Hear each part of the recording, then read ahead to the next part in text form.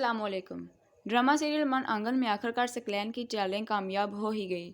जब रमशा तोक़ीर से आज़ादी मिलने के बाद घर वापस लौटती है तो ऐसे में अरीबा को बहुत पछतावा होता है कि उसने जल्दबाजी में क्या फ़ैसला कर लिया। कि दूसरी तरफ माहिर रमशा को देखने के लिए तरस रहा होता है। इसके भाई और भाभी घर वापस आते हैं तो इससे इल्तिजा करने लगता है, रमशा से एक बार मिलना चाहता हूँ, सिर्फ एक बार। ये कहते हुए इसकी आंखें नम हो गई।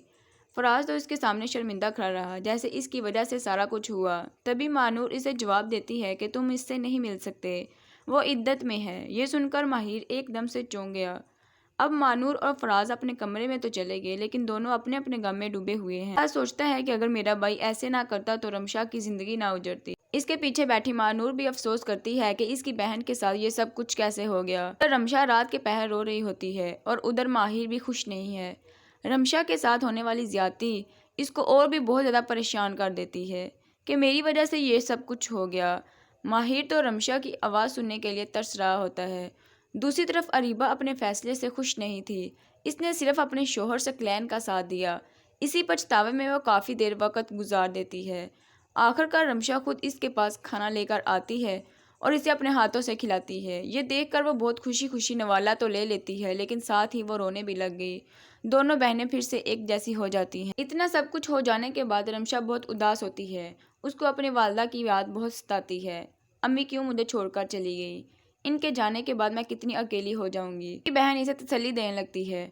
अभी तो अरीबा को ये भी नहीं पता कि इसकी वालदा की मौत का जिम्मेदार भी इसका शोहर सकलैन ही है। ही दोनों बहनें आपस में बैठी बातें कर रही होती हैं। सकलैन वहां पर आ जाता है और बाहर गार्ड्स को बैठा देखता है, लेकिन इस बार इसको कोई परवाह नहीं, क्योंकि वो इस बार अपने साथ डॉक्यूमेंट्स भी लेकर आया है। रमशा का हाथ पकड़कर इसको घर से निकालने लगता है। अरीबा अपनी बहन के लिए डर बनकर खड़ी हो गई। आप होते कौन है मेरी बहन को इस घर से निकालने वाले? तभी सकलैन चलाते हुए कहता है, मैं मालिक हूँ इस मकान का, इसलिए तुम्हारी बहन यहाँ नहीं रहेगी, फौरन यहाँ से चली जाओ। अभी इनका झगड़ा हो ही रहा होता है तो इत्फाकन वहाँ पर फराज और मानूर भी आ जाते हैं, जो सकलैन पर यूं चलाते हुए देखकर परेशान हो गए। फिर कुछ ही लम्हे बाद इनको सारा मामला समझ में आ जाता है। सकलैन कहता है, मैं मालिक हूँ इस घर का, इस घर को जल्दी खाली करें। मानूर को बहुत गुस्सा आता है। वो चिल्लाते हुए कहती है, क्या सबूत है? सकलैन डॉक्यूमेंट्स निकाल कर दिखाता है, ये देखो तुम्हारी माँ के सिग्नेचर, ये घर उन्होंने मेरे नाम कर दिया था। फराज पेपर्स देखता है, लेकिन इसको इस बात पर यकीन नहीं आता कि आंटी अपनी औलाद से पूछे बगैर इतना बड़ा फैसला कैसे कर सकती हैं। सकलैन की बदनीति का तो सबको इल्म हो ही जाता है। फराज इसे कहता है कि धोखे से सिग्नेचर करवाए होंगे। ये सुनकर अरीबा को बर्दाश्त नहीं हुआ। सकलैन का गिरेबान पकड़ने लगती है। सकलैन भी इसे जोर से धक्का दे देता है। अरे हटो यहाँ से। अरीबा नीचे गिर जाती है। दोनों बहनें इसे संभालने के लिए आती हैं। तभी सकलैन को याद आता है कि मेरी बीवी प्रेग्नेंट है।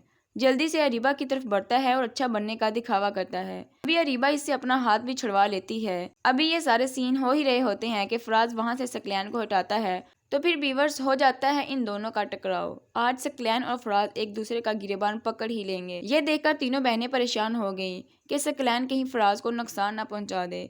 लेकिन सकलैन को भी बाद में पता चलेगा कि फारिया इसकी प्रॉपर्टी, इसके पैसे लेकर फरार हो चुकी है। तभी इसको मालूम होगा कि इसके हाथ कुछ भी नहीं लगा। रमशा को तो इसके सब्र का फल मिल ही जाएगा। आखिरकार माहिर और रमशा एक हो ही जाएंगे। वीवर्स, आपको क्या लगता है सकलैन का आखिर में क्या अंजाम होना चाहिए? अपनी राय का इजहार नीचे ज़रूर करें।